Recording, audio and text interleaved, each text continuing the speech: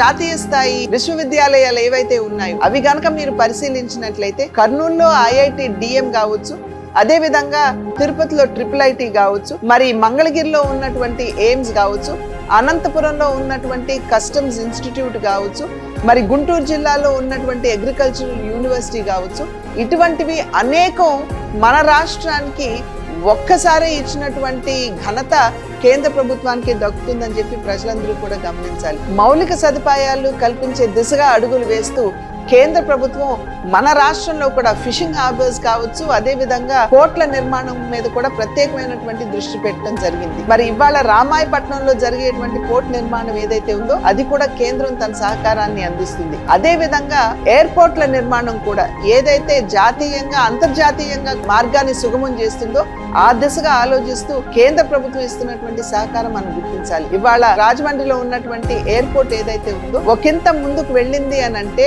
విజయవాడ కంటే కూడా మేలైనటువంటి ఎయిర్వేస్ సదుపాయాలు మనకి ఇక్కడ ఉన్నాయంటే ఇది ఉడాన్ స్కీమ్ కింద కేంద్రం ఇచ్చినటువంటి సహకారం అని చెప్పి మనం గమనించాలి. కనుక అన్ని విధాలా కూడా ఇక్కడ ఆంధ్ర రాష్ట్రానికి తన సహకారం అందిస్తున్నప్పుడు ఆంధ్ర రాష్ట్రం తన బాధ్యతగా ఇక్కడ ఏవైతే మౌలిక సదుపాయాల నిర్మాణం చేయాలో ఎందుకు చేయడం లేదు, ఎందుకు వైఫల్యం చెందుతున్నారు అంటే కేవలం జేబులు నింపుకుంటూ కమిషన్లు తీసుకోవటం వరకే మీరు పరిమితం అవుతారా? మే 13న కమలం గుర్తుపై ఓటేద్దాం, పురంధేశ్వరి గారిని గెలిపిద్దాం.